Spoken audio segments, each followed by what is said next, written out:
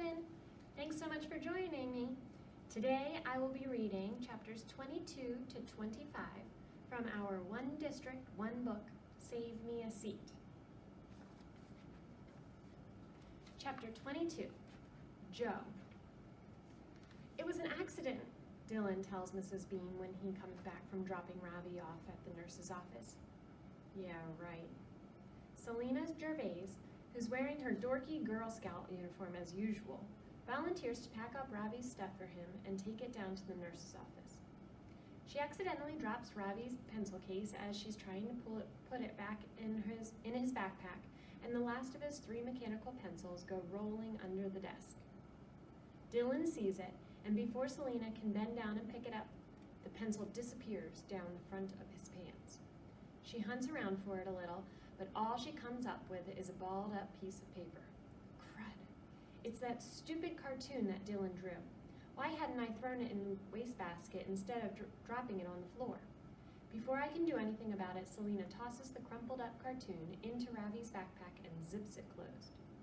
2 seconds later, she's out the door and on her way down to the nurse's office. At 11:30, the lunch bell rings. Wednesday is chili day. Einstein's chili isn't nearly as good as my mother's, but the cornbread is decent, especially if you put a lot of butter on it. Mom is standing near the door in her red and white striped apron when I get to the cafeteria, but when she sees me, she looks the other way. I have to give her points for that. Ravi is nowhere in sight. He might still be in the nurse's office, or maybe he went home.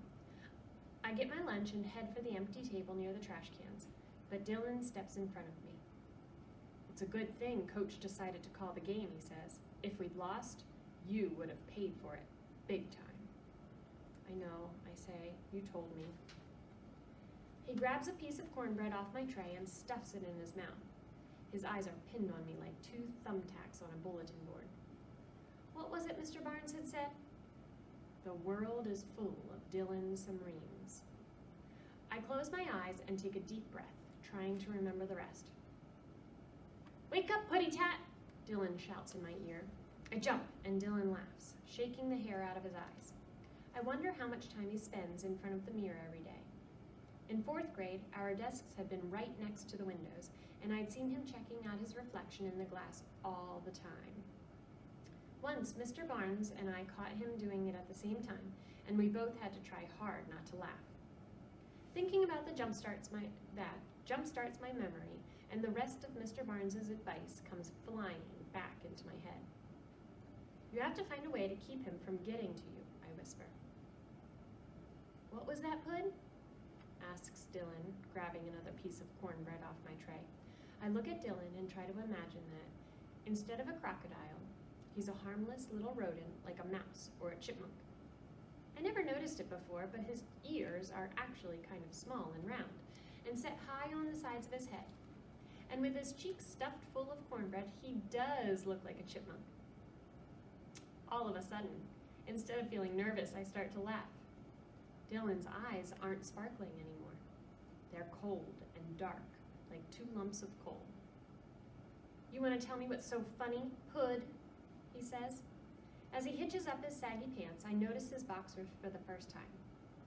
Of all the things they could be decorated with today, polka dots or clover leaves, taxi cabs or buffaloes, he's wearing boxers covered with peanuts.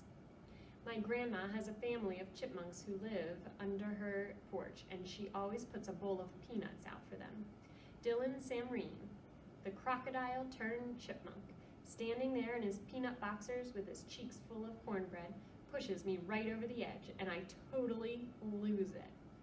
I haven't laughed this hard in a long time, and every time I think I'm done, I look at his little round ears and his peanut boxers, and my stomach bunches up and it starts all over again. I'm laughing so hard I'm crying now.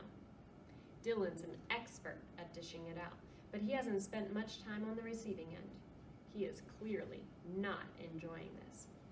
Kids are crowding around, laughing and shouting, and I don't even care that I don't have my earplugs in. This might be one of the all-time greatest moments of my life. I'm out of here, says Dylan. Mr. Barnes was right. I found a way to keep Dylan from getting to me, and it actually worked. For 1 perfect second, I feel like I'm standing on top of the world. And then I hear the whistle below. "Break it up," my mom says, pushing her way through the crowd of kids. "What's going on here? Joey, are you okay?"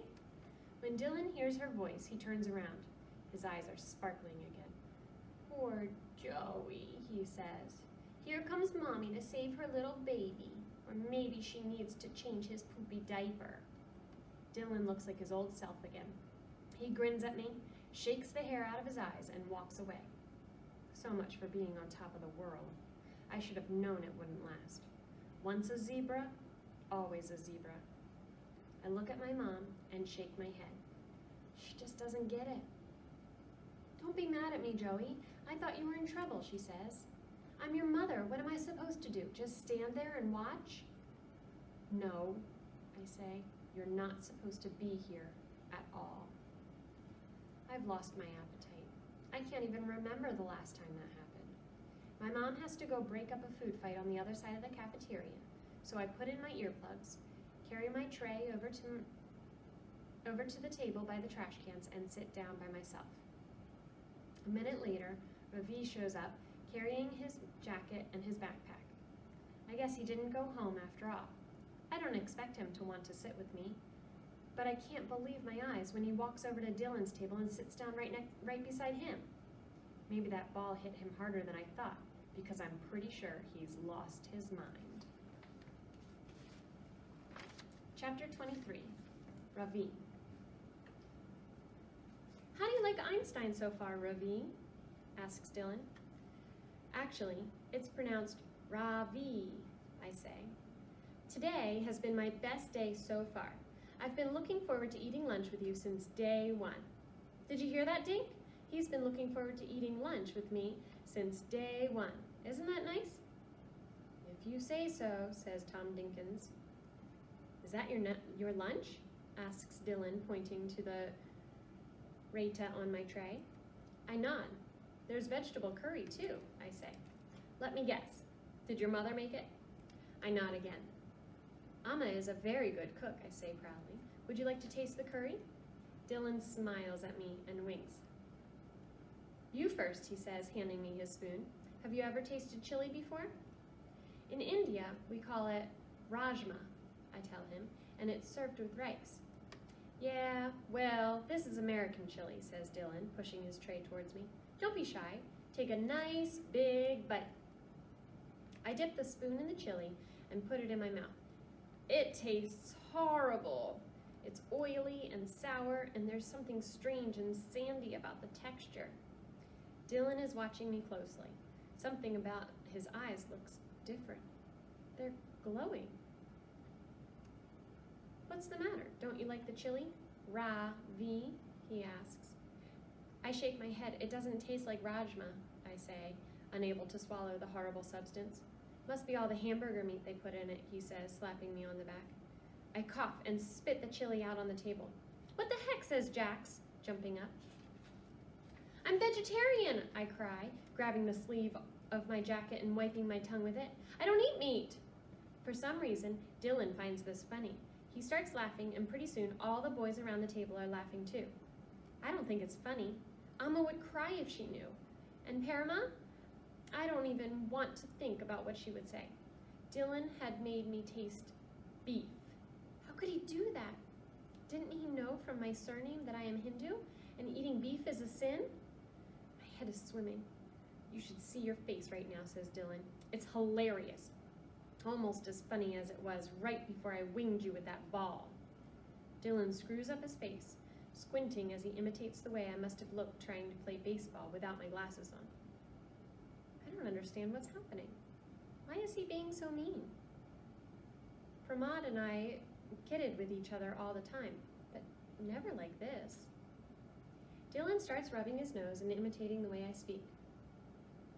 "What you are about to witness is pure magic, a secret handed down from ancient times," he says, exaggerating my accent.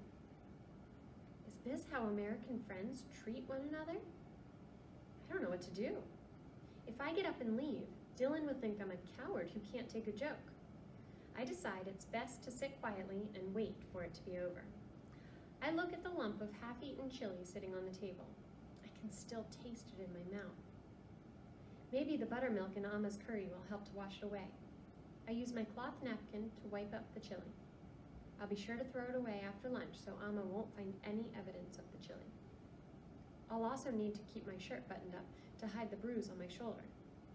As I open the bottom compartment of my tiffin box, a familiar waft of mustard seeds and onion drifts into the air, and I feel relieved. Disgusting, grunts Dylan. What is that? I dip my spoon into the rice, scoop some up, and hold it out to him. It's vegetable curry with okra and chickpeas, I say. Do you want to taste it? He looks at me weirdly. Dude, are you kidding? He says, and slaps the spoon out of my hand. Do you think I want to stink like you, curry head? He says. You've been stinking up the place ever since you got here. I have to hold my nose whenever you walk by. We all do, right? Tom Dinkins laughs. You got that right, Dill, he says, waving his hand in front of his nose. I can't believe my ears. Is this really what Dylan thinks of me? What they all think? That I smell? How is that even possible when I take 2 showers a day, sometimes 3? If I smell of anything, it should be sandalwood soap and coconut oil. Dylan winks at me and grins. He doesn't look like a movie star anymore. His crooked teeth and beady eyes remind me of Shakti Kapoor, the most notorious villain in Bollywood. All this time I'd been assuming Dylan wanted to be my friend, but I couldn't have been more wrong. I bet his mother stinks of curry too, shouts Dylan over the laughter. Everybody in the neighborhood does. My face burns and my legs are shaking like they're having a fit. I want to 1. Punch Dylan Samreen in the nose. 2. Insult his mother. 3. Tell him he looks like Shakti Kapoor. But here's what I do instead. 1. Push up my glasses and rub my nose. 2. Pick up my things. 3. Run away as fast as I can. Dylan doesn't bother to follow me. I can hear him laughing his head off and slapping his sides. Come back, Curryhead, he shouts. But I just run, like I am running for my life. Chapter 24, Joe. I don't know exactly what happened. All I know is that 1 minute, Ravi is sitting at the table next to Dylan, and the next minute he's running out of the cafeteria so fast, those white shoes of his are flying like a blizzard in a snow globe. Come back, Curryhead, Dylan shouts. I could have told Ravi not to sit at that table, and I could have told him that it was only a matter of time before Dylan would come up with a mean nickname for him. Ravi thinks I'm dumb, and I'm pretty sure he thinks I was the one who tripped him. But I can't help it. I feel sorry for him. It's not easy being a zebra. In fact, it sucks. Chapter 25, Ravi. So here I am, in the boys' bathroom. It's the only place I could think of to go. After I wash my face and rinse my mouth, I look in the mirror and don't even recognize my own face. No one has ever humiliated me like this before. I thought Dylan Samreen wanted to be my friend. Luckily, no one else is here. All 3 cubicles are empty. I hang my backpack and jacket on a hook, pull down one of the toilet seats and sit down, clutching my tiffin box tightly to my chest. Everything has changed. I am no longer the person I was before. I am Curryhead now. Curryhead, who has no friends and can't speak English. Curryhead, who smells bad and doesn't know how to do math or play baseball. At Vidya Mandir, I was like Dylan Samreen, a popular boy who everyone wanted to sit with in the lunchroom. Now I am sitting on a toilet in the boys' bathroom, hiding from a bully. I think about Ramaswamy and how I teased him about his big belly, laughing when Mr. Das whipped him with the neem twig. Suddenly it dawns on me. I am the Ramaswamy of Albert Einstein Elementary School, Curryhead, a loser and the butt of the joke. It seems I am getting a taste of my own medicine.